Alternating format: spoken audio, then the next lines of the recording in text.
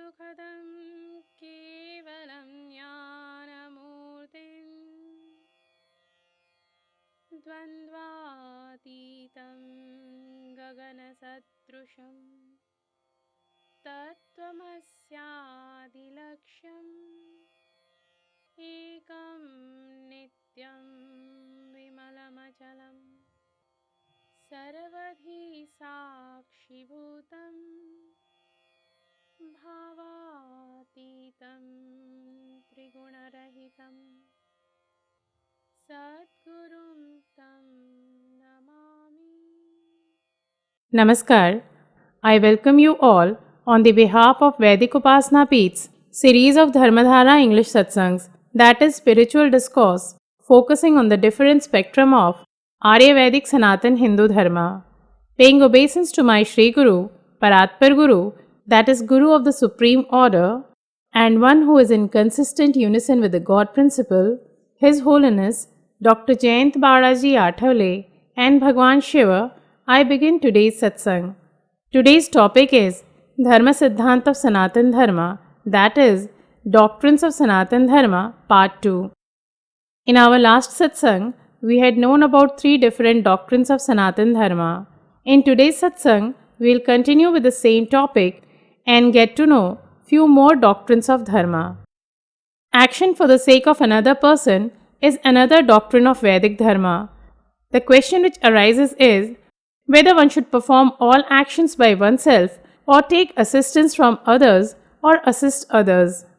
If one has to perform all actions like farming, manufacturing the implements required for farming, building a house, weaving cloth, etc., all by oneself, then one will not be able to do justice to even one of them. However, if the mode of mutual assistance is adopted, then each one performs only one action and then exchanges the benefits of that action with others. Since each one performs only one act, he becomes an expert in that field and the results too are excellent.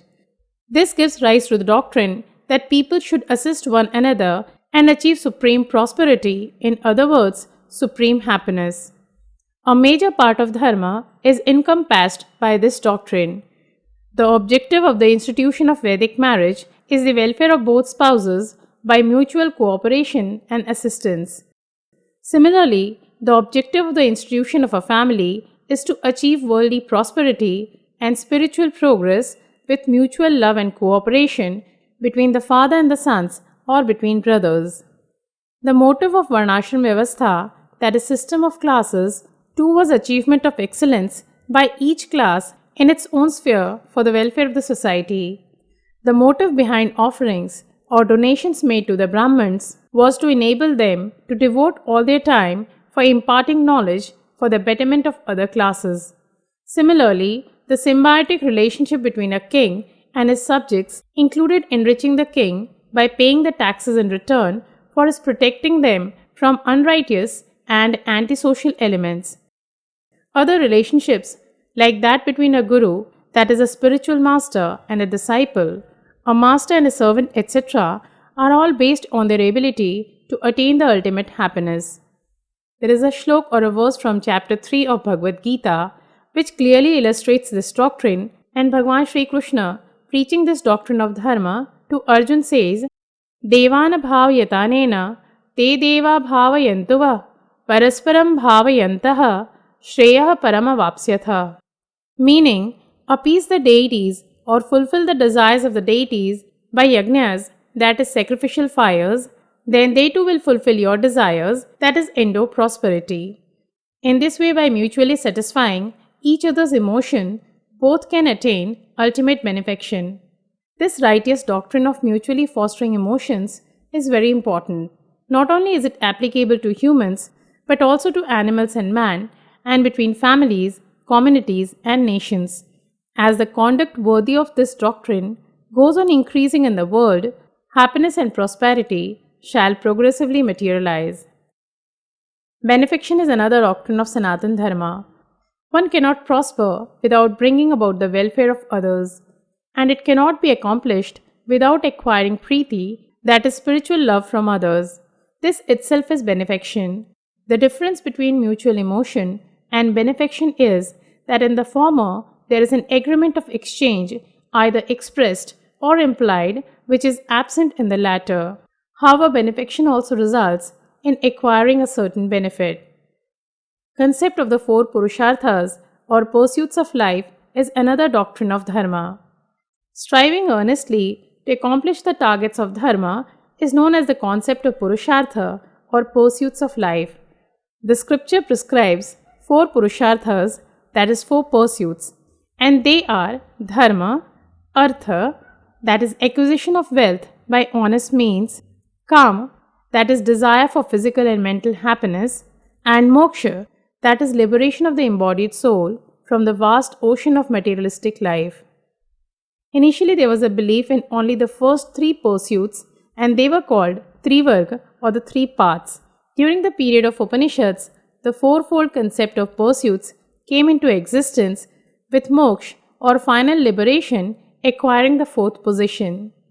Man and woman get attracted towards each other because of sexual desire, and this leads to procreation.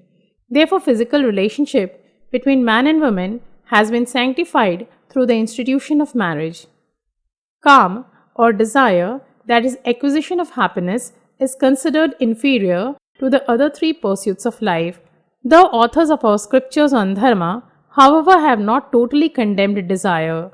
In this context, the verse in the fifth chapter of Manusmriti says, Na mangs bhakshane dosho, na madhye na cha maithune, pravritti resha bhutanam, nivrutti astu mahaphala, which means fulfillment of basic and mediocre desires such as hunger, thirst, and physical pleasure is the natural tendency of man. But man being superior to other animals, he should either try to detach himself from such desires or control them. In the holy text Mahabharata, the glory of dharma, wealth, and desire is sung in several instances. While reading that holy text, one thing which becomes clear is that Indian philosophers considered all the three pursuits of life equally important. In the Mahabharata, time and again, various philosophers have stated that although dharma is undoubtedly extremely important, but if one neglects the other two pursuits of wealth and desire by concentrating only on dharma, then it will lead to self-destruction. From the Niti Shastra or ethical viewpoint, the concept of pursuits of life is very precious. Dharma or moksha cannot be the only target of life. They also require the support of wealth and desire in accordance with dharma.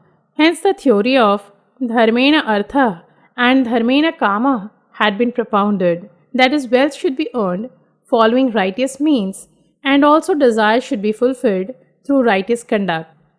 In the 7th chapter of Bhagavad Gita, Bhagwan Shri Krishna says, Balam balvatam chaham kamarag vivarjitam dharma viruddho bhuteshu kamosmi bharatarshabha, which means desire which is not opposed to dharma is Bhagwan Shri Krishna's personage. Authors of Indian scriptures have incorporated the pursuit of wealth and desire into the worldly life of man, thus laying the foundation for his moral and righteous life. They have also established a harmonious relationship between selfishness and benevolence and strengthened the mutual bond between man and society. Moksha or final liberation is considered as the supreme pursuit of human life, that is, the ultimate target of human existence. To accomplish these pursuits, it is necessary for each one to try and develop the moral values of truth, non-violence, generosity, etc. In our forthcoming Dharmadhara Satsang, we would know few more doctrines of Dharma. Today, with these words, I end my talk, paying gratitude unto my Gurus and Bhagwan Shiva's lotus feet. Namaskar and Jaitu Jaitu Hindu Rashtraam.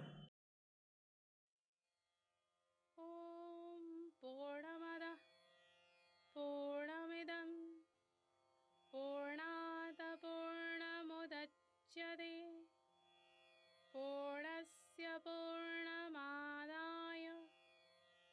पूर्णमेवावशिष्यते